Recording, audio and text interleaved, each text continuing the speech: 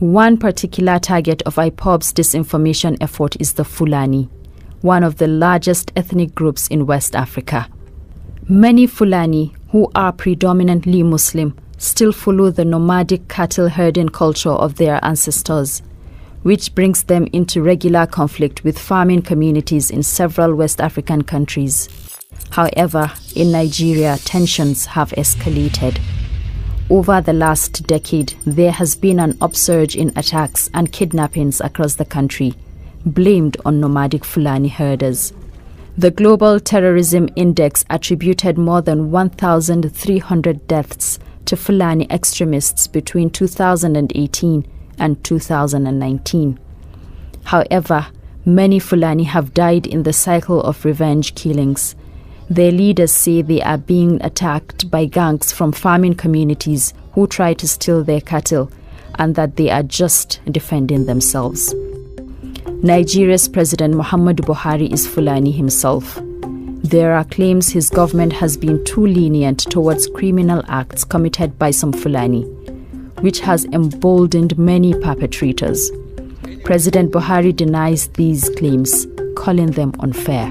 This investigation has seen how these attacks have been weaponized as part of IPOB's disinformation campaigns and painted as part of a grand conspiracy to subjugate and Islamize the South. The IPOB has this thing with cattle because they believe the Hausa Fulani are going to farm, all kinds of propaganda. Some of these things, there might be truth in some of these allegations of herdsmen destroying farms. There's no doubt herdsmen were destroying farms and all of that. But then I came up with a story of, they were also raping our women. There might be some truth in that, but IPOB took it several notches and made it like a rhetoric and made it like an anthem. So any attack, even if it's not remotely connected to the Hausa Fulani, they blame it on Hausa Fulani. The leader of Miyetti Allah Kautal Huri, a group fighting for the welfare of the Fulani in Nigeria, told the BBC that many allegations against the Fulani are being fabricated for political reasons, and that they are unfairly being blamed for rapes and kidnappings in areas where they are not even present. But the anti-Fulani disinformation effort extends beyond the herders themselves to ethnic Igbo officials and traditional rulers who live in the southeast. Government workers, politicians and police have all been accused on social platforms of collaborating with the Fulani against other Nigerians. IPOB leader Nnamdi Kanu has called for security officers to be killed. Kill them. If you see the army and the police in your village, kill all of them. Any vehicle you see from tonight, 12 midnight to 5, destroy it completely. This is from his Facebook live broadcast on April 22, 2021. This sentiment continues to be echoed by his followers across social media. They call the security services and traditional rulers saboteurs or sabos, a slur word revived from the days of the Civil War that, when used then, as now, was often a death sentence.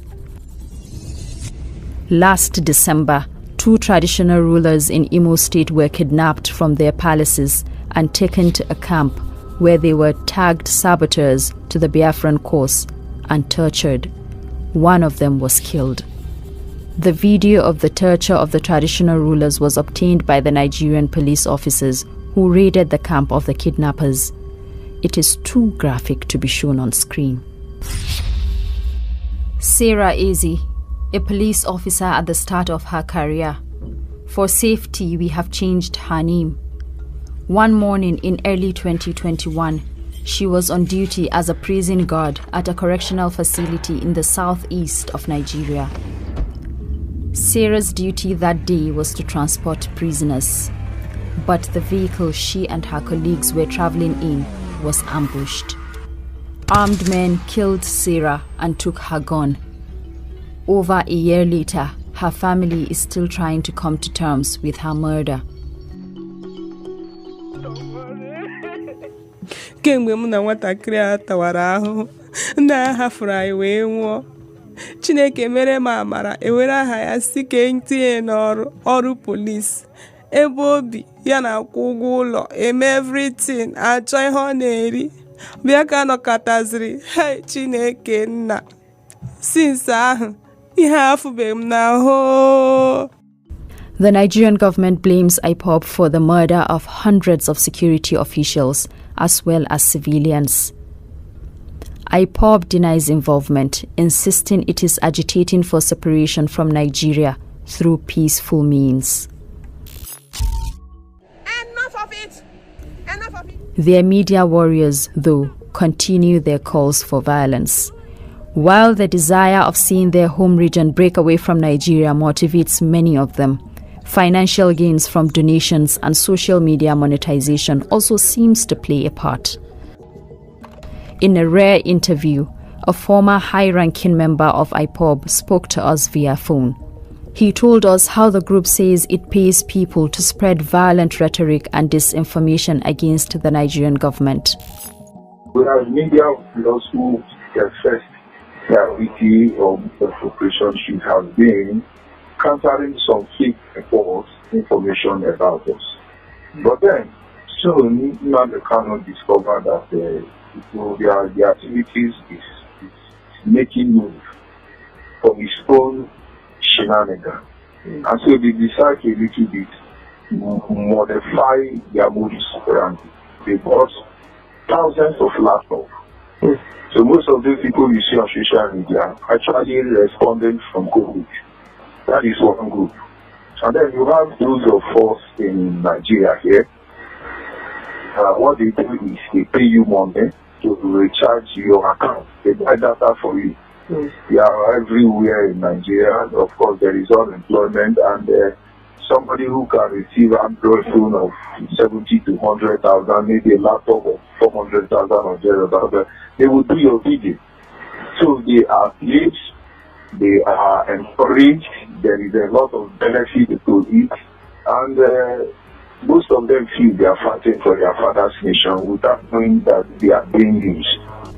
The BBC could not independently verify these claims, but we have seen broadcasts by some of the people identified as being part of this disinformation effort admitting to being paid, either by IPOB or by supporters, for the work they do. So that money was truly sent to me, and I share them within the people, the names of the people. Maybe say that money. They give you when you share the money to. Yes, they give me the money, make I share and give, as in among ourselves. We contacted IPOB leadership with our findings from this investigation. The leadership replied, but did not provide a response. We contacted all of the media warriors featured in this story to ask for their comments, but had no response. Meanwhile, on the ground, people struggled to come to terms with the violence their broadcasts have called for. In the first 3 months of this year, more than 30 police officers, soldiers, customs officers, and civilians have been killed by unknown gunmen in the southeast region. During the BBC team's trip to the region to gather material for this report in February, 7 police officers were killed at checkpoints in Enugu State, and a police station in Anambra State was attacked. And still, the disinformation and calls to violence continue. But how is that happening? Social media companies insist hate speech and harmful disinformation are against their community guidelines and actively work to remove it. The BBC team investigating these pages found that Meta, Facebook's parent company, had in fact issued warnings to some of them. But the disinformation spreaders have learned how to beat the system by using local languages. Human moderation in local languages is limited, and the technology social media companies deploy also seems to find it hard to recognize breaches of its guidelines when not in English. If you speak to most disinformation experts, fact checkers, they will tell you that language is a problem. I mean, in Nigeria, you don't think about it. There are more than 200 languages. If tomorrow a particular section of Nigeria wanted to, fight a particular section, and they go into their language silos and ecosystem and things like that, echo chambers, you probably won't be able to pick it. And then let's say you get into WhatsApp, which is sort of end-to-end encrypted. How are you as a fact checker, how are you going to understand what is happening in that space? It will take you, somebody flagging it, then you now have to translate to English, understand the context, understand the dialect, understand the language, how it is said, before you can actually do anything about it. Okenna Okechukwu, also known as Biafran Child, is one of the media warriors, and he demonstrates this tactic when he calls for attacks on a known critic of IPOB. Why I'm saying this in my downlet is because I don't want them to stop me. I don't want them to block me. I don't want them to block me on this page. But what I'm trying to tell you, for those of you that don't understand my downlet, ask people. Posts on Mr. Okechukwu's page claim he has received warning from Facebook. While this indicates that Facebook is doing something about disinformation, Nicholas Ibekwe believes that IPOB and its adaptable troll army has found fertile ground on Facebook, and the social media platform should do more. What is Facebook doing? Why are those videos still up on Facebook? People come in and do Facebook broadcasts for hours, where they basically threaten people's lives, where they claim that they will kill so and so people, and they basically, one way or the other, even, take responsibility for some killings that has happened. Why they do all those virtual signaling and call out and say all sort of on Facebook. And it seems Facebook has really gone to sleep, or Facebook does not think that this comment, this post that they do on Facebook have consequences. The BBC reported 2 of the numerous broadcasts identified as containing potentially harmful disinformation and outright call for attacks on people to Facebook. 3 different accounts reported the posts. They received the same statement, saying their technology reviewed the report and ultimately decided not to take it down. We reached out to Facebook again, querying this assessment. This was their response. Facebook took down the broadcasts on April 5th after the BBC sent links to them directly. A Meta spokesperson told the BBC that calling for violence was unacceptable. Meta also said the broadcasts reported by the BBC team were removed because they violated their policies. It said it would continue to take aggressive steps to combat harmful content and misinformation across Africa, and that it had 15,000 people reviewing content in more than 70 languages, including Igbo. However, at the time of publication, similar broadcasts by the 2 reported accounts remain on the platform. The Nigerian government has been pushing for more regulation of social media use in Nigeria. But in November 2021, the head of what IPOB calls its Directorate of State, Switzerland-based Chika Edoziem, called for the media warriors to get ready for more work. This well-oiled machine and the disinformation campaign it promotes continues.